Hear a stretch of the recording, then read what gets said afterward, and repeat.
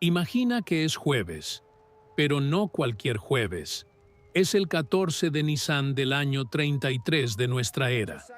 Estás en Jerusalén, y el aire que respiras no se parece a nada que hayas conocido. Es una mezcla densa de humo de leña, grasa de cordero asándose sobre brasas, sudor humano concentrado por días sin baño, excrementos de burro aplastados en las calles de piedra y un olor metálico que no logras identificar hasta que alguien te lo explica. Es sangre. Miles de litros de sangre de cordero que corren por los canales de drenaje del templo, porque hoy es la víspera de Pesaj, la Pascua judía, y en las próximas horas, más de 200.000 corderos serán degollados en un solo lugar. Tú estás ahí, no como turista, no como observador. Estás atrapado en esa realidad, sin antibióticos, sin agua potable, sin zapatos con suela, y sin la menor idea de las reglas que rigen cada paso que das en esa ciudad. Y si cometes un solo error, si tocas lo que no debes, si entras donde no puedes, si comes lo que está prohibido, las consecuencias no serán una multa ni una advertencia. Serán piedras. Y lo que vas a descubrir hoy sobre lo que realmente pasó en las horas previas a la última cena va a cambiar para siempre la forma en que lees los evangelios. Lo primero que te golpea no es lo que ves, sino lo que sientes bajo tus pies. Las calles de Jerusalén en el siglo I no eran las calles empedradas y limpias que imaginas cuando piensas en una ciudad antigua. Las excavaciones arqueológicas dirigidas por Nachman Abigad en el barrio judío de la Ciudad Vieja durante los años 70 revelaron que las calles principales tenían pavimento de grandes losas de piedra caliza.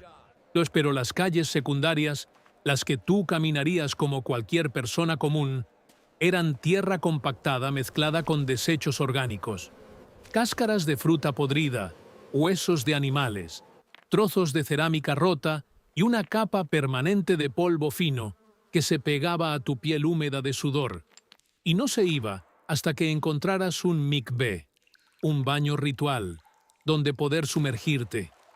Pero el mikvé no era para limpiarte el cuerpo, era para purificarte el alma. Y esa diferencia es algo que tu mente moderna no puede comprender fácilmente, porque en el Jerusalén del año 33, la suciedad física y la impureza espiritual eran dos cosas completamente distintas, y la segunda era infinitamente más peligrosa que la primera. Caminando por esas calles, llegarías a la zona baja de la ciudad, donde vivía la mayoría de la población. En las casas eran estructuras de piedra caliza con techos planos de vigas de madera, cubiertas con una mezcla de barro y paja. Las excavaciones en la llamada Ciudad de David han revelado que muchas de estas casas no tenían más de 1 o 2 habitaciones, y que familias enteras de 6, 8 o incluso 10 personas dormían juntas en un solo espacio de no más de 20 metros cuadrados. No había camas como las conoces. Dormían sobre esteras de paja directamente en el suelo de piedra, envueltos en sus mantos de lana que durante el día servían como ropa y durante la noche como única protección contra el frío que descendía sobre las colinas de Judea cuando el sol se ponía. La Mishnah, el código de ley oral judía, compilado hacia el año 200, pero que recoge tradiciones del periodo del Segundo Templo, ya describe en detalle cómo el manto de un hombre era tan esencial para su supervivencia, que la Torá misma prohibía retenerlo como prenda de deuda durante la noche, porque sin él la persona podría morir de frío. Ahora piensa en eso cuando leas Mateo 5:40, donde Jesús dice que si alguien te quita la túnica, le des también el manto. No estaba hablando de generosidad abstracta. Estaba pidiendo que entregues lo único que te separa de la hipotermia en una noche de abril en las montañas de Judea, donde la temperatura puede descender hasta los 5 grados centígrados. Esa frase, que leída desde tu sofá, suena como un consejo bonito sobre desprendimiento, era en realidad una declaración radical sobre entregarte por completo, incluso si eso significa tu propia muerte. Si esto está removiendo algo dentro de ti, y si sientes que cada versículo que conocías empieza a cobrar un peso que nunca habías percibido, quiero invitarte a que te suscribas a este canal. Lo que hacemos aquí es exactamente esto: desenterrar la realidad cruda que se esconde detrás de cada palabra de las Escrituras, devolver a los textos sagrados el olor, el dolor y la temperatura que tenían cuando fueron vividos por primera vez. No necesitas ser teólogo ni historiador para entender. Solo necesitas esa curiosidad que ya te trajo hasta aquí. Esa sensación de que hay algo más profundo debajo de lo que siempre te enseñaron. Suscríbete y activa la campanita, porque cada video que publicamos es una puerta que te lleva al corazón de la época en que todo comenzó. Y te prometo que después de cruzarla, tu fe nunca volverá a ser la misma. Pero volvamos a ese jueves, porque aún no has llegado a la parte más peligrosa del día. Estamos en la víspera de Pesaj, y Jerusalén ha triplicado su población. El historiador judío romano Flavio Josefo, en su obra Las guerras de los judíos, estima que durante las fiestas de peregrinación, la ciudad podía albergar hasta 2,5 millones de personas, aunque los historiadores modernos consideran más realista una cifra de entre 300,000 y 400,000, sumando peregrinos y residentes. Aún así, esa cifra es abrumadora para una ciudad cuya superficie amurallada no superaba el kilómetro cuadrado. Imagina 400,000 personas apiñadas en un espacio donde hoy cabrían apenas unas pocas manzanas de una ciudad moderna. Las calles estrechas, algunas de apenas 2 metros de ancho según las excavaciones, se convertían en ríos humanos donde el empujón era la forma normal de desplazarse. El calor de los cuerpos, el olor de la multitud, el ruido constante de vendedores, animales, niños llorando, sacerdotes recitando y soldados romanos gritando órdenes en latín creaban una atmósfera de caos controlado que podía desbordarse en cualquier momento. Y los romanos lo sabían. Por eso Poncio Pilatos, que normalmente residía en Cesarea Marítima junto al mar, se trasladaba a Jerusalén durante cada festividad judía, con refuerzos militares adicionales. La fortaleza Antonia, construida por Herodes el Grande en la esquina noroeste del templo, se llenaba de soldados que vigilaban desde sus torres el patio del templo, con las manos en las empuñaduras de sus gladios, listos para intervenir ante el menor signo de revuelta. Y Josefo relata que en una Pascua anterior, un solo gesto obsceno de un soldado romano provocó un tumulto que terminó con miles de muertos aplastados en las puertas del templo. Ese es el nivel de tensión que respirabas ese jueves. Y en medio de todo ese caos, hay algo que necesitas entender antes de que lleguemos a la cena. Hay un detalle que la mayoría de las personas ignora por completo y que cambia radicalmente el significado de lo que ocurrió esa noche en el aposento alto. Pero antes de revelarlo, necesitas conocer lo que pasaba dentro del templo, porque sin entender el templo, la última cena es solo una comida entre amigos. El templo de Jerusalén, reconstruido por Herodes el Grande, era una de las estructuras más impresionantes del mundo antiguo. El historiador romano Plinio el Viejo lo describió como uno de los edificios más notables jamás erigidos. Las piedras de su base, algunas de las cuales aún puedes ver hoy en el muro occidental, pesaban hasta 600 toneladas. 600 toneladas, una sola piedra. Los arqueólogos Ronnie Reich y Eli Shukron descubrieron durante sus excavaciones en la zona sur del Monte del Templo un sistema de canales de drenaje que recorría toda la longitud de la calle principal del Valle del Tiropeón, diseñado específicamente para canalizar la sangre de los sacrificios hacia el Valle del Cedrón. Y en la víspera de Pesaj, esos canales trabajaban a capacidad máxima. Según la Mishnah en el tratado Pesajim, los corderos pascuales eran sacrificados en 3 turnos sucesivos. Cada grupo de israelitas entraba al patio interior del templo con su cordero. Lo degollaba personalmente mientras los levitas cantaban los salmos del Halel, del 113 al 118, y los sacerdotes recogían la sangre en recipientes de oro y plata que iban pasando en cadena hasta el altar, donde la arrojaban contra la base. El sonido era ensordecedor. Imagina miles de corderos balando de terror, miles de voces cantando salmos al unísono, el golpe rítmico de la sangre contra la piedra del altar, el crepitar de las porciones de grasa quemándose sobre el fuego y el zumbido constante de moscas atraídas por la carnicería. Tus ojos lloraban del humo. Tu estómago se revolvía del olor. Tu túnica se manchaba de sangre salpicada. Y todo esto era considerado hermoso. Era el acto más sagrado del año. No era el momento en que Israel renovaba su pacto con Dios, recordando la noche en que el ángel de la muerte pasó por encima de las casas marcadas con sangre de cordero en Egipto. Ahora necesitas comer. Pero comer en el Jerusalén del año 33 no era simplemente sentarse a una mesa.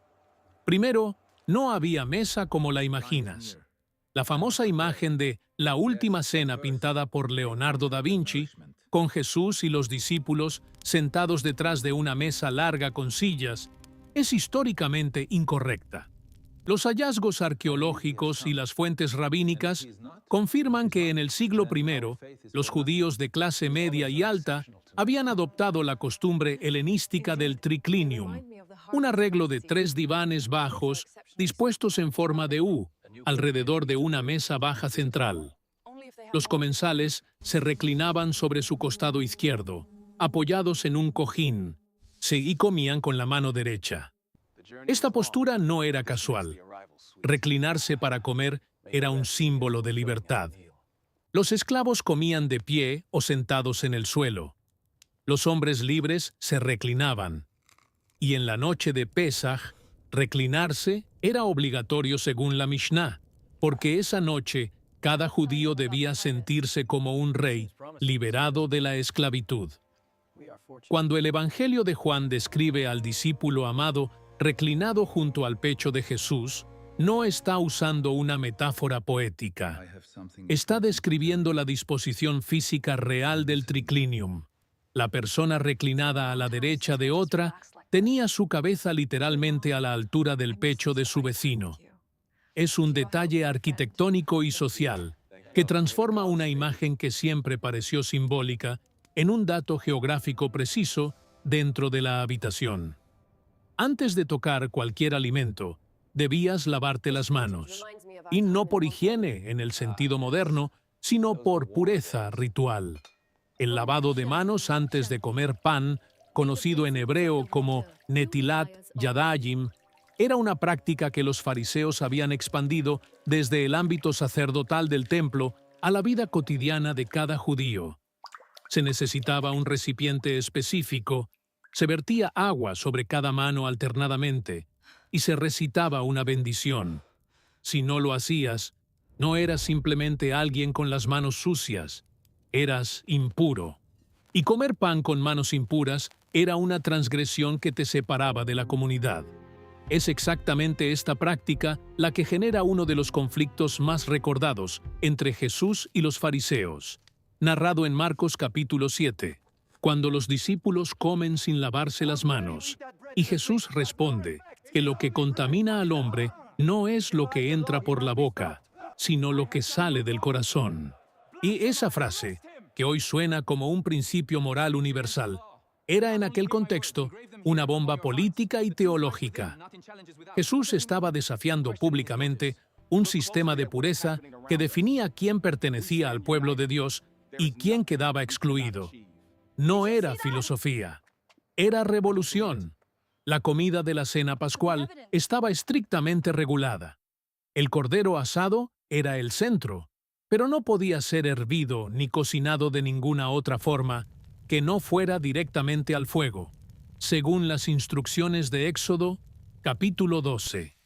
Junto al cordero había matzá, el pan sin levadura, que recordaba la prisa con la que los israelitas salieron de Egipto sin tiempo para dejar fermentar la masa.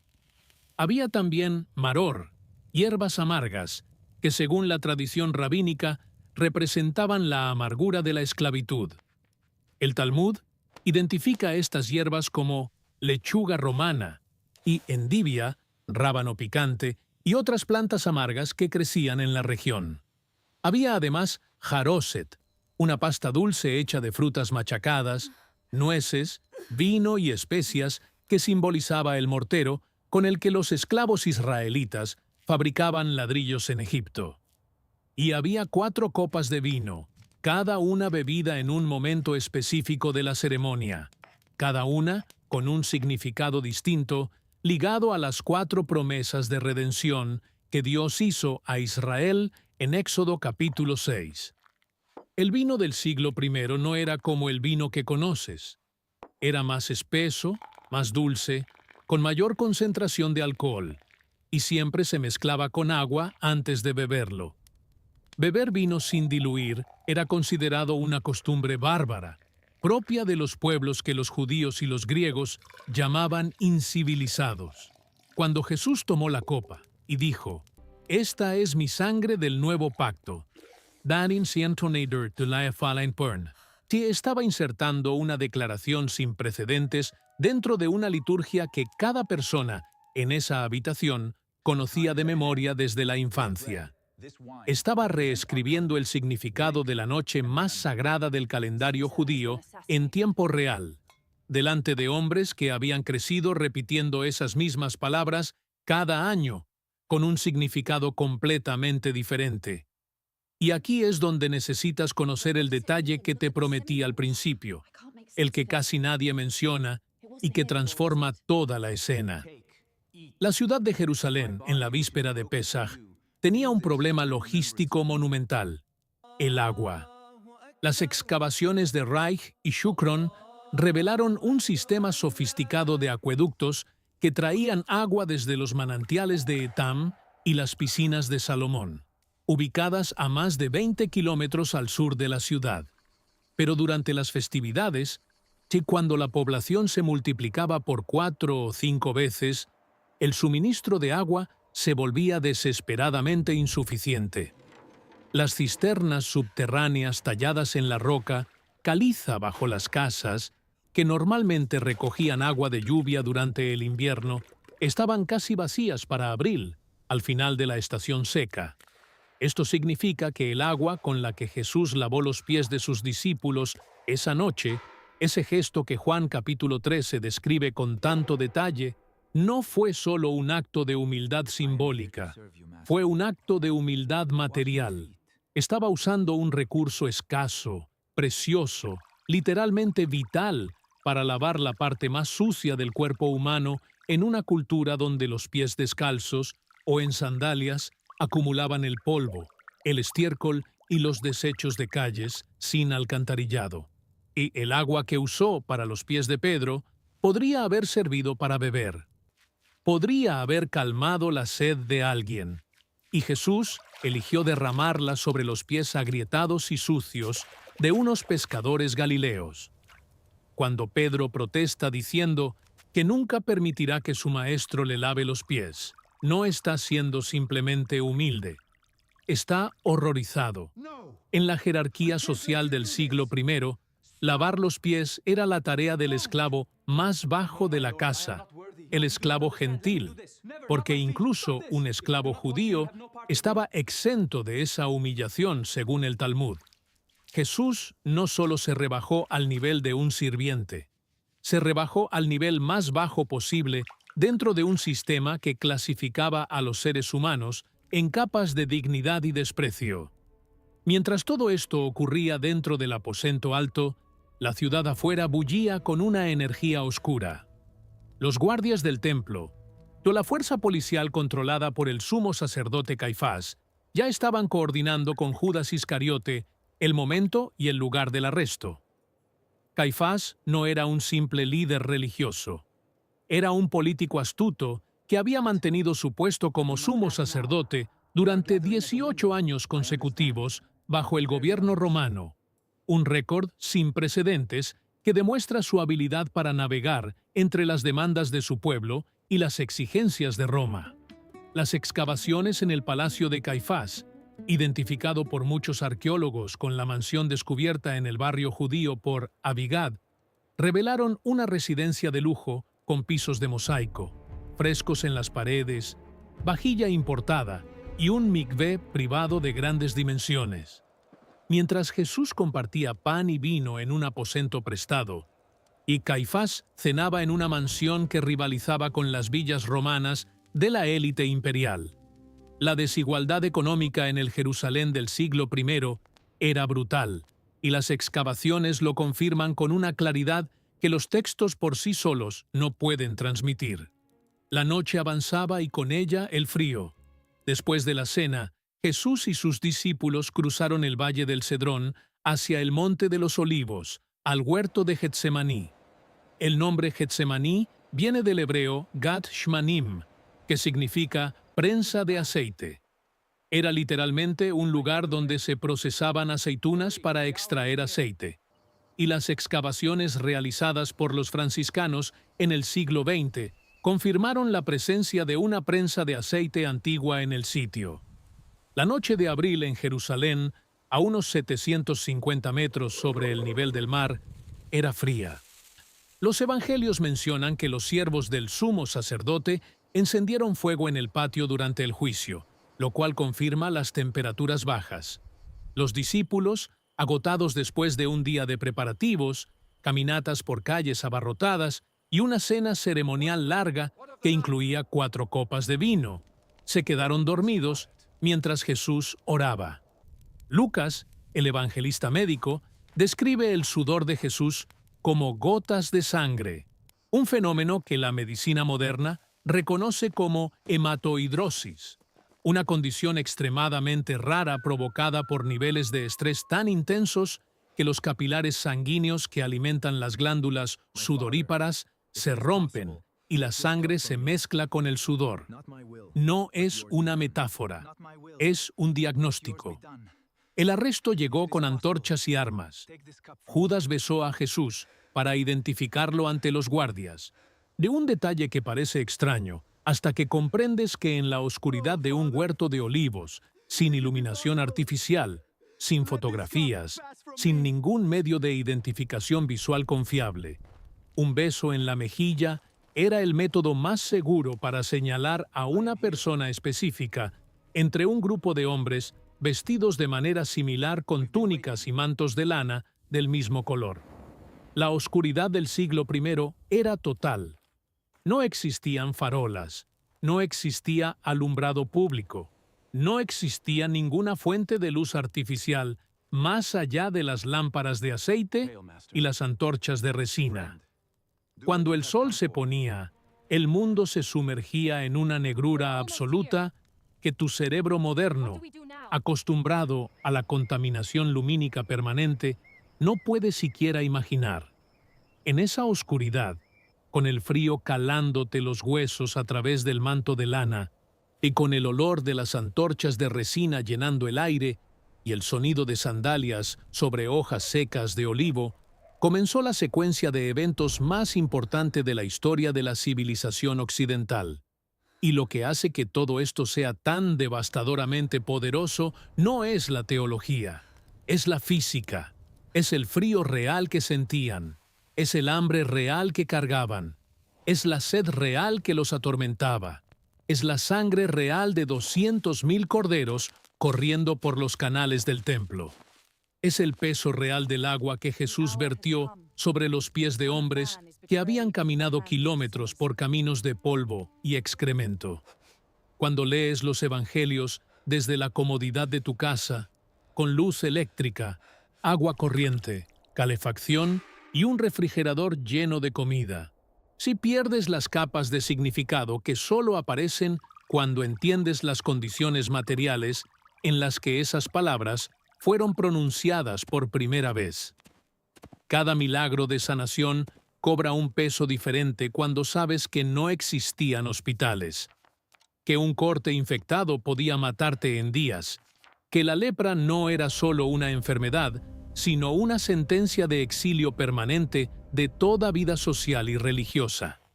Cada parábola sobre banquetes y festines resuena de forma distinta cuando sabes que la mayoría de las personas comían lo mismo cada día: pan, aceitunas, lentejas y agua, y que la carne era un lujo reservado para las festividades y los ricos. Si este contenido tocó algo en ti, si sientes que ahora ves la última cena con ojos que nunca antes habías tenido, deja tu like. Puede parecer un gesto pequeño, pero ese simple toque ayuda a que más personas encuentren este canal y descubran las verdades que se esconden en cada rincón de la historia bíblica. Y si conoces a alguien que necesita escuchar esto, alguien que busca una fe más profunda, más real, más conectada con la humanidad de Jesús y de quienes caminaron junto a Él, comparte este video. A veces un mensaje compartido transforma la vida de alguien para siempre. La próxima vez que abras tu Biblia y leas las palabras, tomó el pan, lo partió y dijo: «Esto es mi cuerpo». Cierra los ojos un momento. Siente el suelo frío de piedra bajo tus pies. Huele el humo del cordero asado mezclado con la sangre del templo. Escucha el murmullo de una ciudad que no sabe que esa noche va a cambiar la historia del mundo. Y entiende que ese pan partido no era un símbolo bonito en una cena elegante, o era el alimento más básico de la supervivencia humana, compartido por un hombre que sabía que le quedaban horas de vida, en una ciudad que olía a sangre y a miedo, rodeado de amigos que no entendían lo que estaba a punto de pasar. Eso es la fe encarnada. Eso es lo que significa que el Verbo se hizo carne. No se hizo idea, no se hizo concepto, se hizo carne, con hambre, con frío, con polvo en los pies y sudor de sangre en la frente. Cuéntame en los comentarios, ¿qué otro momento de la vida de Jesús te gustaría explorar con esta profundidad? ¿Qué fue lo que más te impactó de lo que descubriste hoy?